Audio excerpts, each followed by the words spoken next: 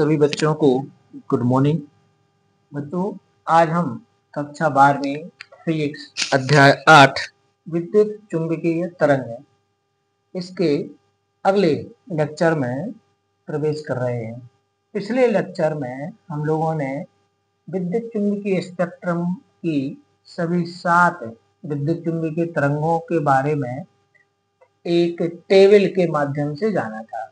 उस टेबल में आपने देखा था कि किस तरंग परास कितना होता है, आवृत्ति कितनी होती है, उसकी खोज किसने की थी, कब हुई थी, प्रमुख विशेषता क्या है, प्रमुख उपयोग क्या है, और साथ में देखा था संसूचक, इनको कैसे डिटेक्ट करते हैं, आदि आदि। अब हम आज इनके जो है एक एक रेडियो तरंगों के वहां पर, चूंकि उसमें केवल आपको 1 या 2 उपयोग ही दिखाए गए थे, लेकिन उपयोग चूंकि 1 या 2 से ज्यादा हो सकते हैं कुछ तरंगों के प्रमुख, इसलिए आज उसी के बारे में बात करेंगे। जैसे हम देखें, सबसे पहले थी हमारे पास रेडियो तरंग। सबसे पहले नंबर पर हमने उसमें रखा था कौन सी तरंगों को?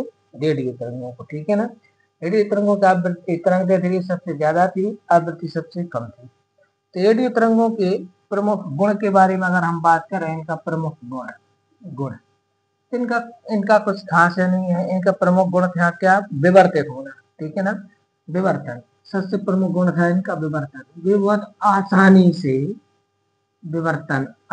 से अवरोध या द्वारक के किनारों पर मुड़ सकती हैं। किसी बारीक छिद्र या तीक्ष्ण धार के किनारों पर मुड़ना विवर्तन कहलाता है, ठीक है ना।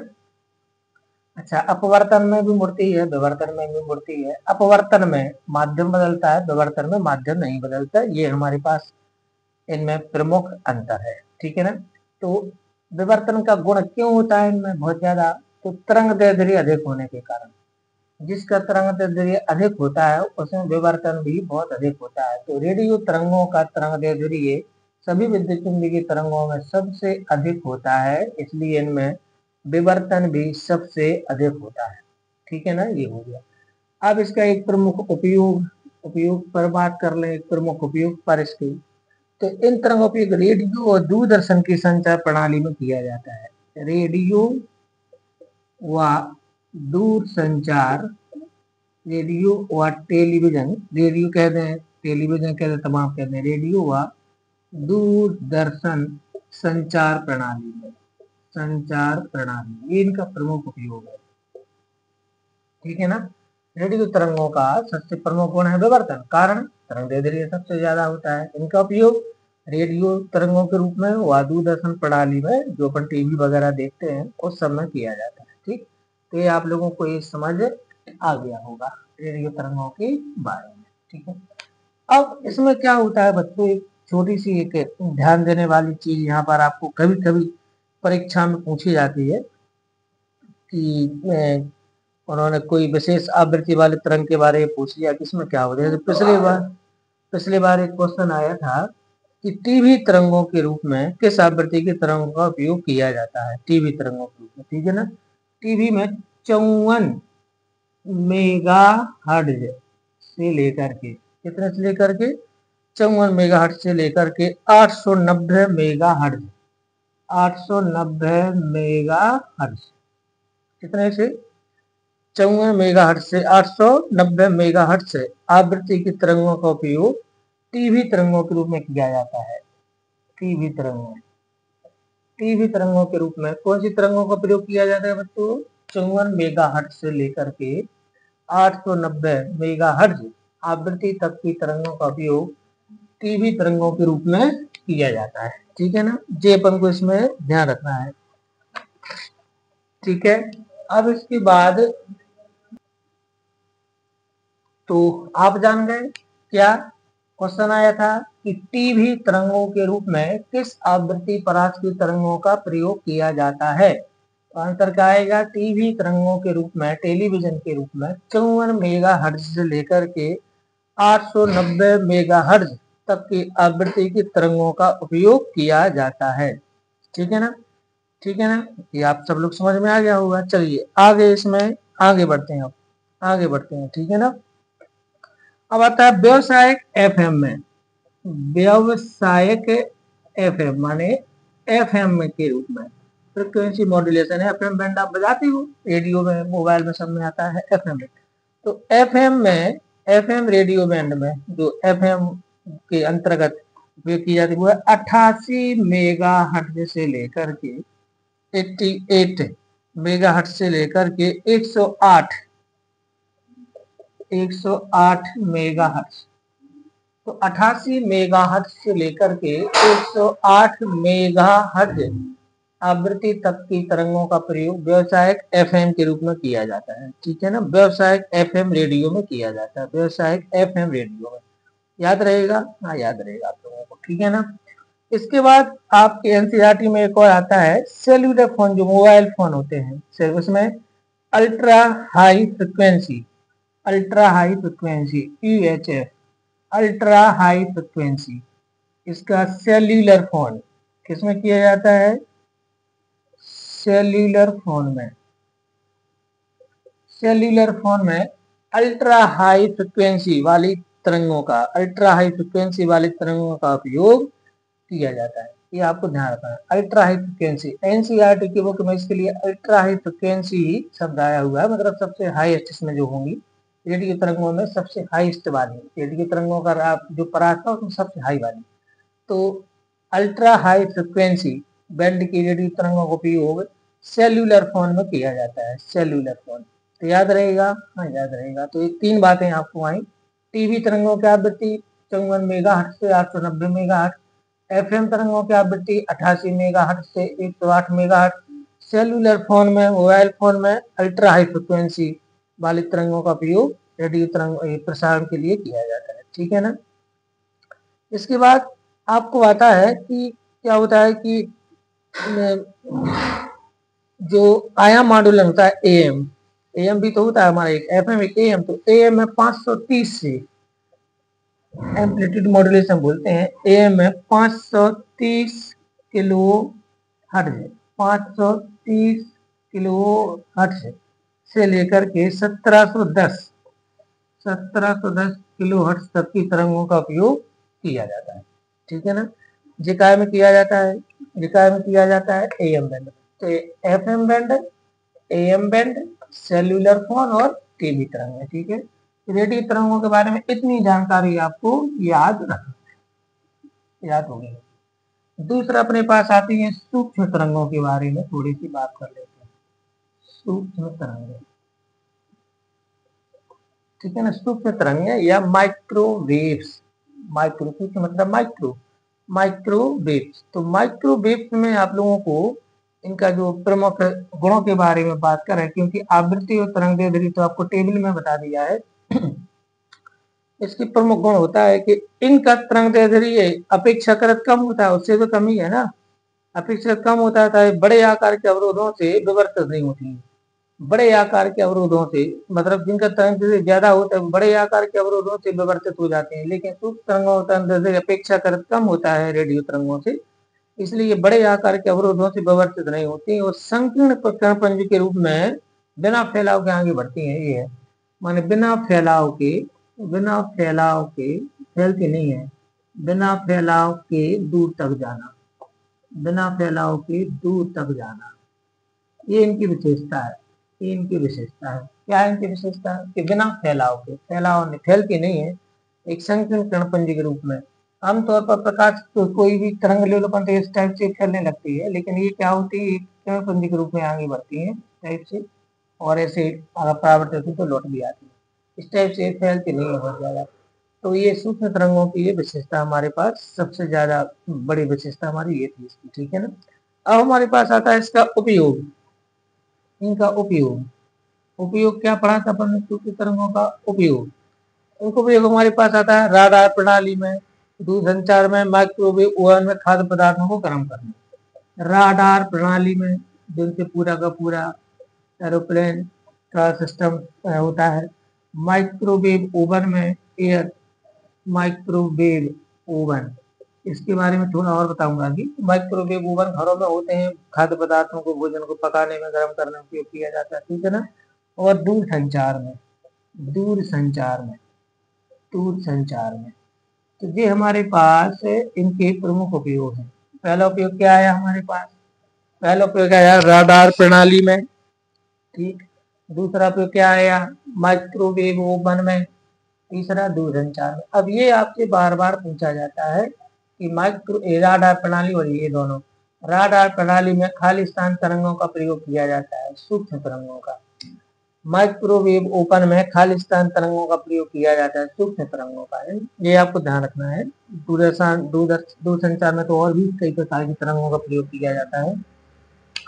अच्छा, अब ये मैं इस पर बात करूंगा, इस पर कि ये माइक्रोवेव ओवन में कैसे काम करते हैं। माइक्रोवेव ओवन में इसमें क्या होता है? माइक्रोवेव ओवन में मतलब जैसे तो भोजन पकाने की हमारे पास जो पारंपरिक विधि है वो क्या है? जैसे आपने खाना पकाया, आपने उसको स्टोव पर रखा बर्तन को, तो पहले बर्तन गर्म होता है। बर्तन गर्म होने के बाद भोजन गर्म होता है। भोजन गर्म होने के बाद उसके अंदर और अंदर तक हीट जाती है, तो पकने का क्रम होता है बाहर से अंदर की। लेकिन माइक्रोवेव ओवन में उल्टा होता है। माइक्रोवेव ओवन में ऊष्मा सीधी मिलती है वो खाद्य पदार्थ को, बर्तन को नहीं मिलती है। सीधी किसको मिलती है? खाद्य पदार्थ। जैसे बर्तन में अपने कोई भोज्य पदार्थ रखा तो सीधा भोज्य पदार्थ गर्म होगा, यानी भोज्य पदार्थ की गर्मी से बर्तन गर्म हो जाए वो बात अलग है, लेकिन बर्तन गर्म होकर के भोज्य पदार्थ गर्म नहीं होता, उल्टा होता है। तो ये इसमें क्या होता है? सीधी की सीधी। और अनुनाद पर ये काम करता है।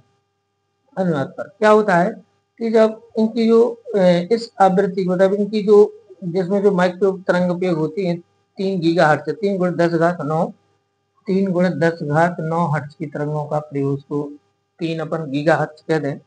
इस इन तरंगों का जो है उपयोग किया था। इनकी ये जो आवृत्ति है जल की, ये जल की आवृत्ति के जो है मैच करती है, जल की आवृत्ति से मैच करती है।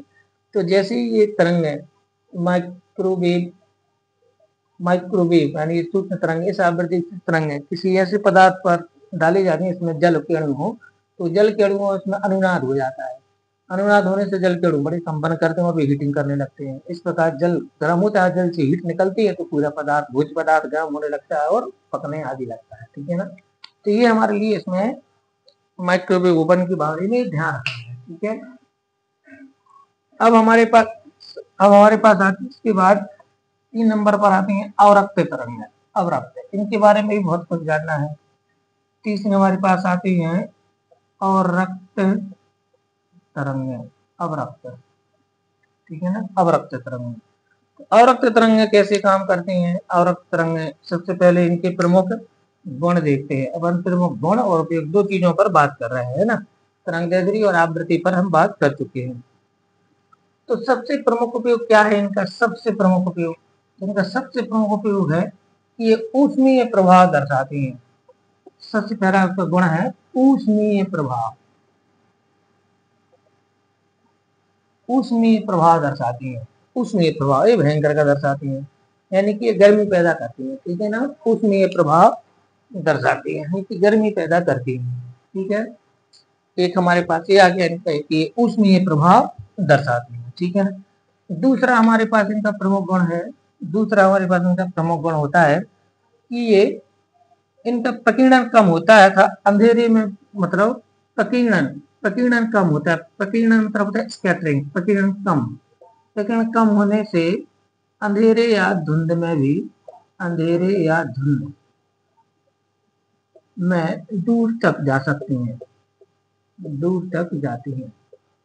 अगली विशेषता है इनके प्रकीर्णन कम होने के कारण ये अंधेरे में या धुंध में बहुत दूर तक जाती हैं। इंफ्रारेड रेस बहुत दूर तक जा सकती हैं, ठीक है ना। अगला आता है हमारे पास इनका तीसरा प्रमुख उपयोग आता है कि ये तरंगें फोटोग्राफिक प्लेटों को प्रभावित नहीं करती। फोटोग्राफिक प्लेट को प्रभावित नहीं करती, प्रभावित नहीं करती, ठीक है ना। ये हमारे पास इनके प्रमुख गुण है। पहला क्या? ऊष्मीय प्रभाव दर्शाती हैं। दूसरा क्या? प्रकीर्णन कम होने का, अंधेरे या धुंध में बहुत दूर तक चली जाती हैं। तीसरा फोटोग्राफिक प्लेट को क्या करती हैं? प्रभावित करती हैं, ठीक है ना। अब इनके कुछ उपयोगों पर भी बात कर लेते हैं, इनके कुछ उपयोग पर भी बात कर लेते हैं। उपयोग तो सबसे प्रमुख उपयोग इनका आता है वो काय चिकित्सा में।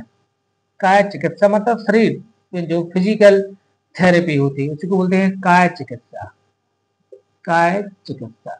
काय चिकित्सा आप लोगों को नया शब्द लग रहा होगा यार, तो हमने बोला ना फिजिकल थेरेपी, यानी कि और रोगियों की शिकायत आदि करने में, रोगियों की शिकायत वगैरह होती है तो उन सब में ये काम करते हैं, तो काय चिकित्सा में इसका प्रयोग हो गया, ठीक है ना। दूसरा होता है पौधा घर में उनको गर्म रखने में, है ना, जो पौधे घर बनते हैं ना, ग्रीन हाउस जिनको बोलते हैं, ग्रीन हाउस, तो ग्रीन हाउस में पौधों को गर्म रखने में, ग्रीन हाउस में पौधों को गर्म रखने में, पौधों को गर्म रखने में। अब आपने ये जो है, ये आपने देखा होगा रोडों किनारे कई बार ऐसे कांच के घर बने मिलते हैं, उसके अंदर विशेष प्रकार की वनस्पतियों को उगाया जाता है। तो कुछ विशेष प्रकार के वनस्पति जिनके लिए बहुत ज्यादा गर्मी की आवश्यकता होती है, उनके लिए ग्रीन हाउस का निर्माण कर देते हैं। ये तरंगे कांच में से एंटर हो जाती हैं लेकिन फिर बाहर नहीं निकल पाती हैं, ट्रैप हो जाती हैं उसी में। तो ये उसी को ग्रीन हाउस प्रभाव कहा गया है। तो ये ग्रीन हाउस में इनका प्रयोग पौधों को गर्म रखने में किया जाता है, ठीक है ना। नंबर 3 इनका उपयोग किया जाता है कि जो घरेलू उपकरण है, जैसे कि टीवी सेट हुआ, वीडियो रिकॉर्डर हुआ, बाइक, ये सब बाइक, इनमें रिमोट में जो है, रिमोट में, इनके रिमोट में, आपके घरों में टीवी का रिमोट होगा, आपके घर में पंखों के भी रिमोट आजकल आ रहे हैं, टीवी सेट, मतलब तमाम चीजों के जो रिमोट हैं, तो रिमोट प्रणाली में, रिमोट में अवरक्त तरंगों का प्रयोग किया जाता है। रिमोट में आगे एक सेंसर लगा होता है, उसमें से इंफ्रारेड रेज निकलती है, तो रिमोट में इनका उपयोग किया जाता है। तो रिमोट जो ऑपरेट होता है वो किससे होता है, इन्हीं से होता है, ठीक है ना। और उपग्रहों में लगे अल्पसंख्यक उपयोग पौधों की वृद्धि की, मतलब और भी उपग्रह सैटेलाइट वगैरह में भी इनके संसूचक लगे होते हैं जो पौधे आदि की वृद्धि की जानकारी देते हैं, वो सब ठीक है। तो इसमें आपको ध्यान रखना है, काय चिकित्सा में, ग्रीन हाउस में पौधों का रखने में, रिमोट में, उसमें प्रभाव दर्शाती हैं, ग्रीन प्रतिदिन कम होता है, धीरे धीरे दूर तक जाती है। तो एक और से प्रयोग किया जाएगा, अंधेरे या धुंध में फोटोग्राफी के लिए कौन सी तरंगों का प्रयोग किया जाता है, तो इनका।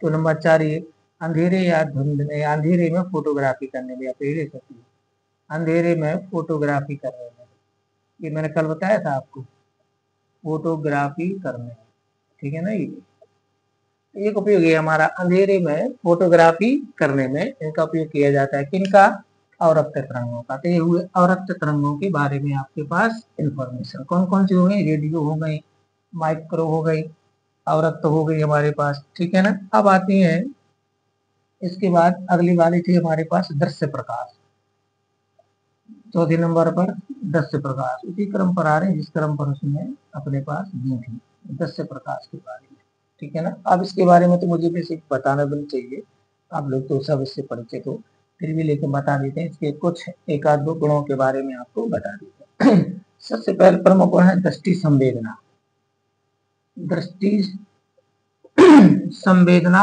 उत्पन्न करना।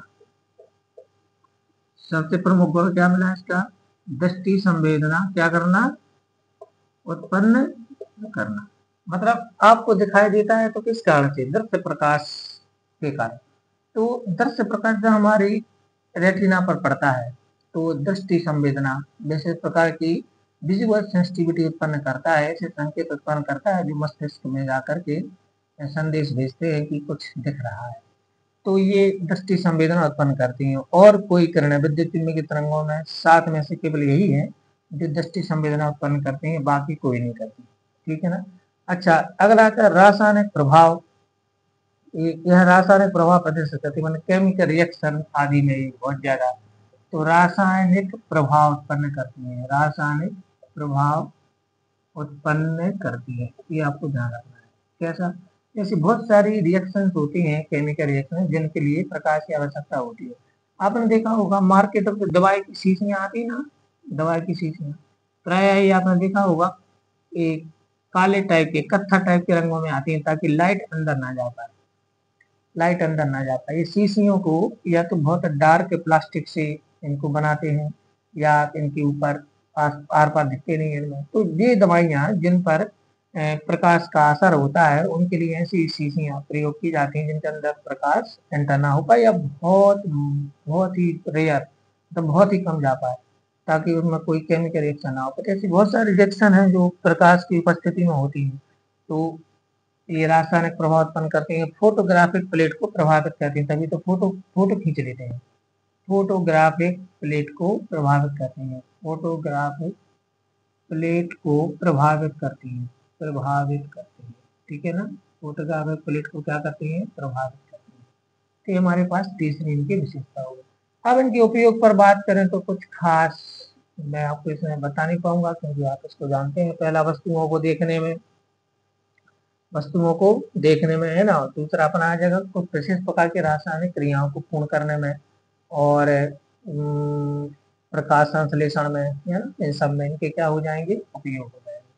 अब दृश्य प्रकाश के बाद हम बात करते हैं, दृश्य प्रकाश के बाद अच्छा एक और होता है जो दृश्य प्रकाश तरंग के लिए मानव नेत्र कैसा होता है, सक्रिय। लेकिन इसमें भी आपको याद रखना है 550 नैनोमीटर, 550 नैनोमीटर तरंग दैर्ध्य वाली तरंगों के लिए मानव नेत्र सबसे अधिक संवेदनशील होता है, सबसे अधिक संवेदनशील, है ना। इसके लिए 550 नैनोमीटर तरंग दैर्ध्य वाली तरंगों के लिए मानव नेत्र सर्वाधिक संवेदनशील होता है। मतलब ये तरंगें हमारी सबसे ज्यादा दृष्टि संवेदना उत्पन्न करती हैं, ठीक है ना।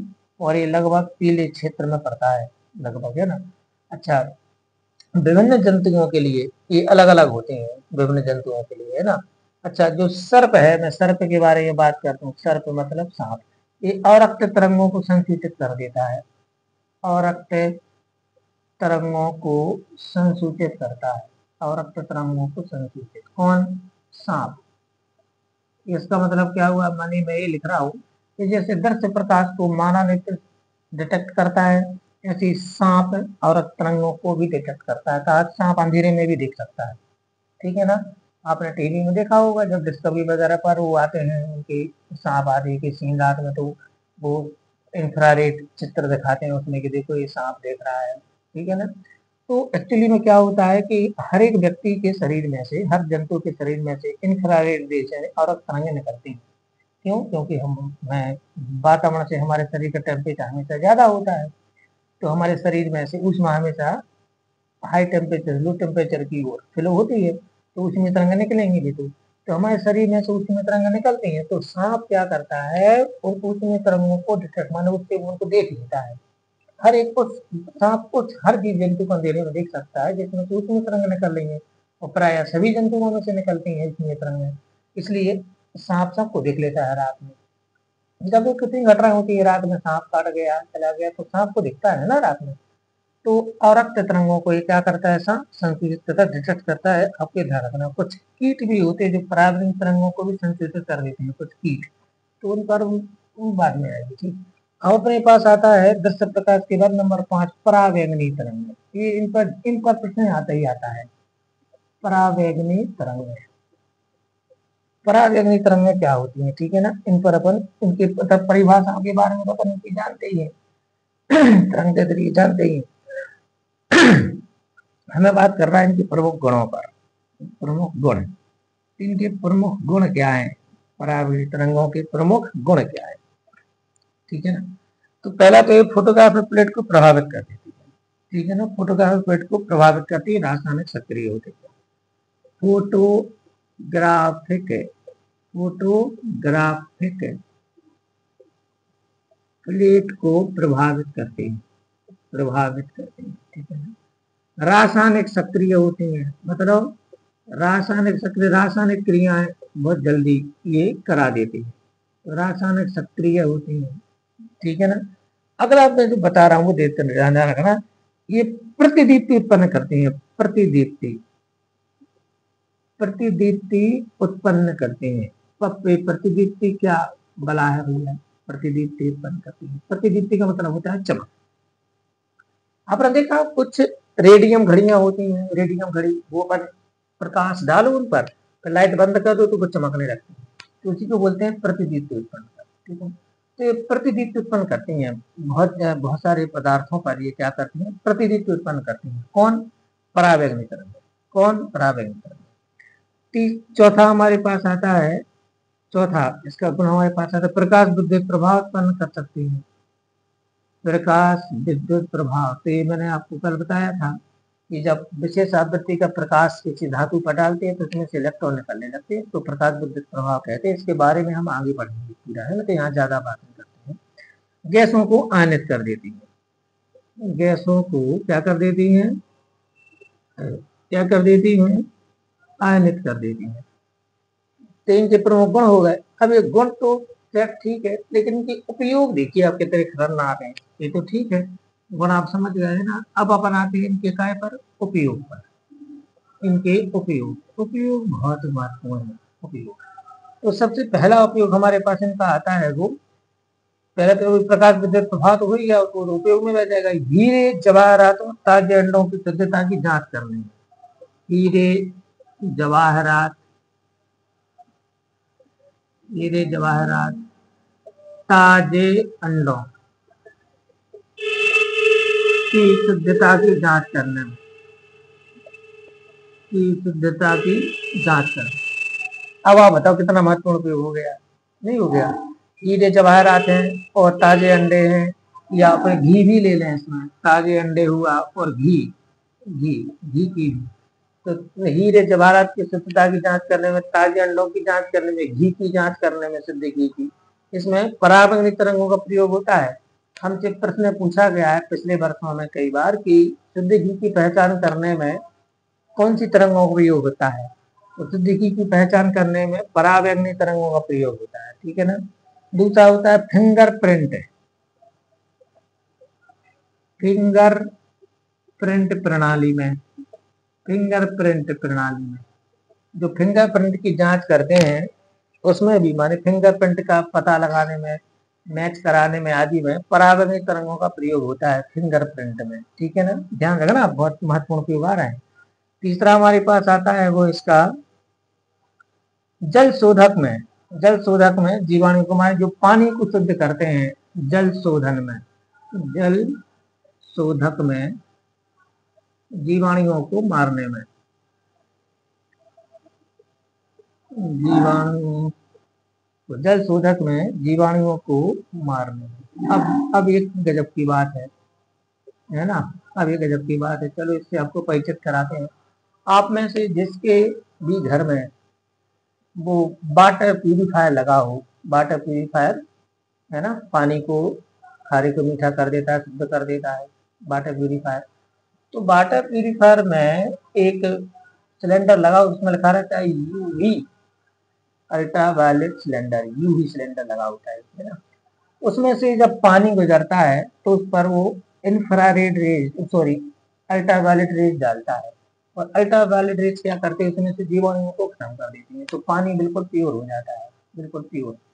तो जल शोधक में, जल शोधक का मतलब तो वाटर प्यूरिफायर, जल शोधक का मतलब वाटर प्यूरिफायर जो हमारे घरों में अपन लगा लेते हैं पानी को अच्छा करने के लिए। तो जो वाटर प्यूरिफायर होते हैं, जल शोधक होते हैं, उसमें जीवाणुओं को मारने के लिए पराबैंगनी तरंगों का प्रयोग होता है। आप अगर आप यहाँ वाटर प्यूरिफायर लगा हो, उसमें आप 2-3 सिलेंडर लगे मिलेंगे, एक सिलेंडर पर लिखा रहता है उसमें यूवी रेज, यूवी रेज लिखा होता है।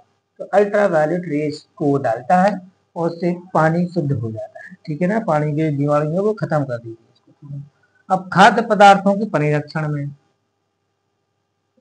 खाद्य पदार्थों के परिरक्षण में, ये कल बताया था, परिरक्षण माने मैं कोई बताया था ना कि कोल्ड स्टोरेज जो होते हैं, कोल्ड स्टोरेज में आपने बहुत सारे फल स्टोर कर दिए। आजकल आपने देखा होगा 12 महीने फल खाने को मिलते हैं, तो लेकिन फल तो एक विशेष सीजन में ही पैदा होते हैं, फिर ये में पूरी साल कैसे उपलब्ध होते हैं, तो उनको कोल्ड स्टोरेज में सुरक्षित रख लेते हैं। तो कोल्ड स्टोर में खाद्य पदार्थों को सुरक्षित रखने के लिए पराबैंगनी रेज का प्रयोग किया जाता है, उसमें पराबैंगनी किरणों से प्रोटेक्ट कर देते हैं, तो उनमें फिर जीवाणु वगैरह कीटाणु वगैरह नहीं बन पाते और इसलिए फिर वो सुरक्षित रहते हैं। तो खाद्य पदार्थों के परिरक्षण में इनका प्रयोग होता था। लस्सी का नेत्र चिकित्सा में, नेत्र चिकित्सा होती है नेत्रों का, तो ये लस्सी का, लस्सी का नेत्र चिकित्सा में,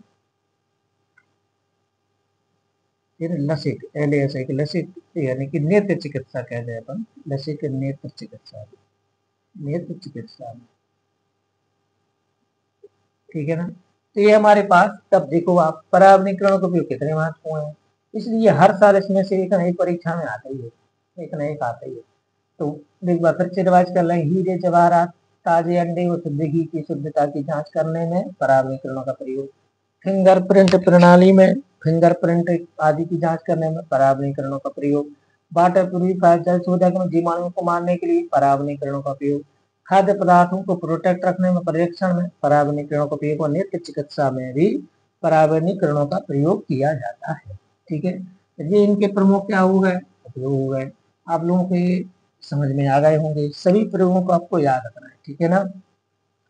अच्छा, अब मैं आपको बताऊं, जहां पर वेल्डिंग होती है, वेल्डिंग क्या होती है, वेल्डिंग आपने देखा होगा, विश्वकर्मा लोग वेल्डिंग करते हैं।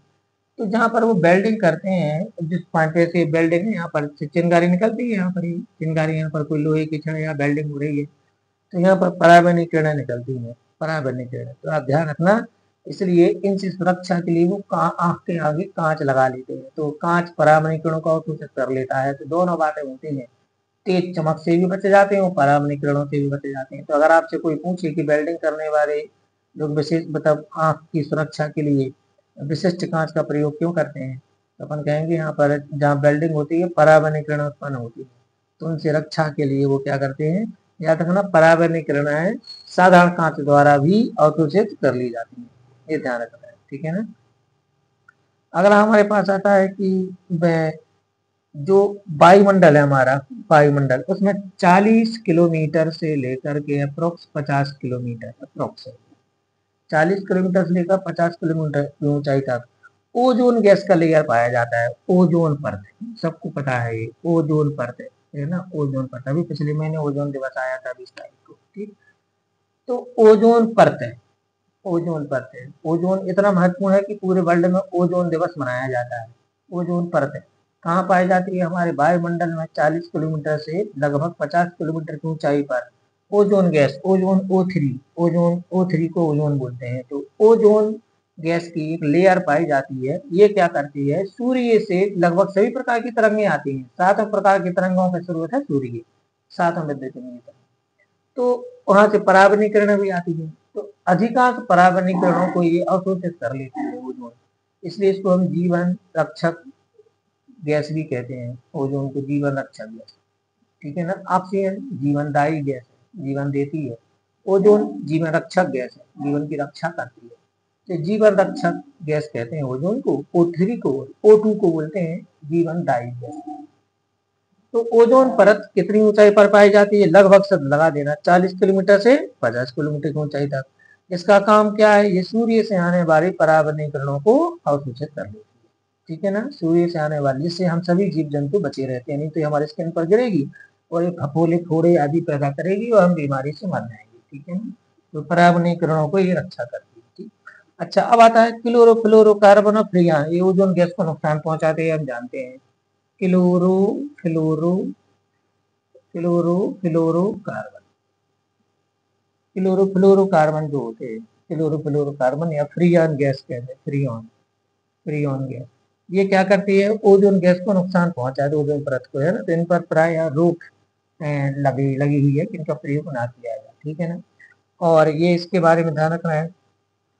अच्छा, अगला हमारे पास आते हैं अब ये परावरणीकरणों के बारे में आपको बता दिया, नंबर 6 पर आती है एक्स किरणें, एक्स किरणों के बारे में बात कर लेते हैं। तो क्या है, तरंगदैर्घ्य से परिभाषा वगैरह आप बना ही लोगे, है ना इसकी।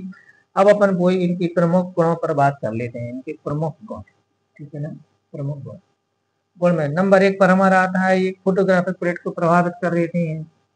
फोटोग्राफर में आप अभी आपको बता दें एक साथ, फोटोग्राफिक प्लेट को प्रभावित कर देती है, इसको वो क्या करते हैं, प्रभावित करते हैं, पहला। दूसरा गुण हमारे पास आता है, गैसों को आयनित कर देती हैं, गैसों को आयनित कर देती हैं, आयनित, है ना। दूसरा गुण हमारे पास इनका हो गया, प्रतिदीप्ति उत्पन्न करते हैं, ये भी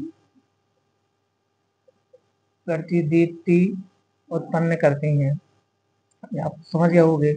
इनकी वेधन क्षमता गामा किरणों से कम, बाकी सबसे ज्यादा होती है, तो वेधन क्षमता उच्च होती है, वेधन क्षमता उच्च होती है, बस गामा किरणों से कम होती है, ये गामा से कम होती है, गामा से कम होती है, बाकी सबसे ज्यादा होती है। ये इनकी क्या है हमारे पास, ये इनकी प्रमुख गुण है। फोटोग्राफिक फ्लूइड को प्रभावित कर देती हैं, गैसों को आयनित कर देती हैं, प्रतिदीप्ति उत्पन्न करती हैं, वेधन क्षमता कैसी होती है, उच्च होती है। ठीक है ना। अब हमारे पास आता है हमारे पास इनके उपयोग। अब एक्स किरणों के क्या आते हैं हमारे पास, उपयोग। उपयोग उपयोग क्या है हमारे पास इनके, तो सबसे पहला उपयोग हो गया चिकित्सा में टूटी हड्डी का है, चिकित्सा के क्षेत्र में। तो आजकल कोई भी पहुंच जाए बस बहुत बता पहुंच बच जाए तो उसका एक्सरा तो होना ही है ना। तो एक्सरे का उपयोग चिकित्सा के क्षेत्र में किया जाता है। ठीक है ना, शरीर के अंदर टूटी हुई हड्डी आदि का पता लगाने में इनका प्रयोग करते हैं। ठीक है, कोई सिक्का, गोली, ढक्कन, पिन निगल लिया बच्चे ने तो एक्सरे से ही पता करते हैं कि हाँ इसने निगल लिया है। ठीक है ना। क्रिस्टलीय संरचना का पता करने में, क्रिस्टलीय संरचना का पता करने में, क्रिस्टलीय संरचना का पता लगाने में। ठीक है ना। तो क्या होता है, किसी पदार्थ की क्रिस्टलीय संरचना कैसी है ना। तो इसका पता लगाने के लिए भी एक्स किरणों का प्रयोग किया जाता है। ठीक है ना। अब कई प्रकार के कैंसर, ट्यूमर आदि के इलाज में है ना, कई प्रकार के कैंसर है, ट्यूमर के उपचार में। ठीक है ना। तो कैंसर, ट्यूमर आदि के उपचार में भी एक्स किरणों का प्रयोग किया जाता है। और नंबर 4 पर हमारा आता है कि जो मेटल के जो पदार्थ होते हैं, यानी कि हम कहते हैं धात्विक पदार्थों में दरार दोष आदि का पता लगाने वाले धात्विक पदार्थों में दरार की जांच करने में, दरार की जांच में। ठीक है ना। क्या होता है, जैसे मान लीजिए कोई गाटर है, कोई बड़ी रॉड है, उसको किसी बड़े ब्रिज में या किसी बिल्डिंग में लगाना है। अब अगर उसमें अंदर कहीं दरार है तो फिर वो क्या होगा, जैसे उस पर लोड आएगा, वजन आएगा तो वो तो टूट ही जाएगा। तो ऐसी स्थिति में हम उसका एक्सरा कर लेते हैं। जैसे शरीर में जांच करते हैं ना, हड्डी टूटी तो नहीं, उसी प्रकार धातु पदार्थों का भी एक्सरा हो जाता है। तो धातु पदार्थों का एक्सरा के द्वारा उसकी दरार आदि की जांच करने में, है ना। और लास्ट उपयोग आप सभी जानते हैं, जासूसी करने में। जासूसी में, जासूसी में कह दीजिए कि हमारी जांच करने में क्या होता है कि कई लोग जब एक देश से दूसरे देश में जाते हैं, एयरपोर्ट पर आपने अक्सर देखा होगा, फलाना व्यक्ति सोना लेके पकड़ा गया, एक हीरोइन पकड़ी गई थी दक्षिण भारत की, बहुत सारा सोना लेके। तो सोना लेके पकड़ा गया, या कोई गन लेके जा रहा है, या कोई चाकू लेके जा रहा है, आदि आदि बैग में शरीर में छिपा लेते हैं। तो उनको एक्सरे मशीन में से गुजार देते हैं। तो एक्सरे मशीन, एक्सरे क्या करती है, शरीर के अंदर की जांच करके बता देती है कि कोई वस्तु इसने कोई छुपाई तो नहीं है, खतरनाक चीज या प्रतिबंधित चीज। तो उस सब की जासूसी करने में अपन एक्स किरणों का प्रयोग करते हैं। ठीक है ना। अच्छा, इनमें एक बात ध्यान रखना, एक्स किरणें जो होती हैं, एक्स किरणें ये शरीर के ऊतकों को हानि पहुंचाती हैं, उनको नष्ट कर देते हैं। शरीर में जो ऊतक होते हैं, ऊतक, शरीर के ऊतकों को ये हानि पहुंचाती हैं। इसलिए हमें इसके अत्यधिक उद्भासन से बचना चाहिए, मतलब ये ज्यादा हमारे ऊपर ना गिरे, ज्यादा देर तक ना गिरे, इससे हमें बचना चाहिए। ठीक है ना। एक्सरे नहीं तो ऊतकों को नष्ट कर देंगे तो शरीर में दिक्कतें पैदा हो जाएगी। तो आपने देखा होगा एक्सरे वाले जब एक्सरा करते हैं तो वो एक पर्दा लगाते हैं लकड़ी का, उसके इस तरफ आ जाते हैं, फिर एक्सरा करते हैं ताकि वो उससे बचे रहें, क्योंकि नहीं तो बार बार उनके ऊपर किरणें गिरेंगी तो वो तो गंभीर हो जाएंगी। तो इसके अत्यधिक शरीर पर पड़ने से, अत्यधिक उद्भासन से बचाना चाहिए एक्सरे होते हैं ना, क्योंकि उसको नष्ट कर। लास्ट हमारे पास आती है नंबर 7 गामा किरणें। गामा किरणें, ठीक है ना, गामा किरणें। तो गामा किरणों की प्रमुख गुण अपन यहाँ पर देख लेते हैं, प्रमुख गुण। तो बच्चों 10 प्रकार से गुण पैदा हुए हैं फोटोग्राफी प्लेट को प्रभावित करना, उसके बाद सभी 10 उसके बाद की सभी किरणें फोटोग्राफी प्लेट को प्रभावित करती है। तो पहला तो आ गया फोटोग्राफी प्लेट को प्रभावित करती है, फोटोग्राफिक प्लेट को क्या करती है बच्चों, प्रभावित करती है ना, पहला गुण आ गया। फोटोग्राफिक प्लेट को क्या करती है, प्रभावित करती है। दूसरा हमारे पास आ जाती है गैसों को आयनित कर देती है, वही गैसों को आयनित कर देती है, गैसों को आयनित कर देती है। आयनित कर देती है, वो एक्स किरणों के गुण से वही आ जाएगा, है ना। प्रतिदीप्ति उत्पन्न करती है, प्रतिदीप्ति उत्पन्न करती है, ठीक है ना। और इनकी वेधन क्षमता बहुत उच्च होती है, वेधन क्षमता उच्च होती है, बहुत एक्स किरणों की भी ज्यादा होती है, ठीक है ना। जिनके हमारे पास क्या हो गए, जिनके क्या होगा, प्रमुख गुण होगा, ठीक है। ये तो वो तो एक्स किरणों के गुण थे जो वही है। इनके उपयोग थोड़े से हट जाएंगे, उपयोग थोड़े कुछ नहीं मिलेंगे उपयोग। एक गामा किरणों के उपयोग, तो सबसे पहला एथिलीन से पॉलीथीन बनाने में, एथिलीन से सबसे पहला होगा एथिलीन से पॉलीथीन बनाने में, एथिलीन जो बहुलीकरण की पॉलीथीन बनाने, बहुलीकरण की क्रिया आपने रसायन में केमिस्ट्री पढ़ी होगी, बहुलीकरण। तो एथिलीन से जब पॉलीथीन बनाते हैं तो गामा किरणों का वहां पर प्रयोग किया जाता है, ठीक है ना।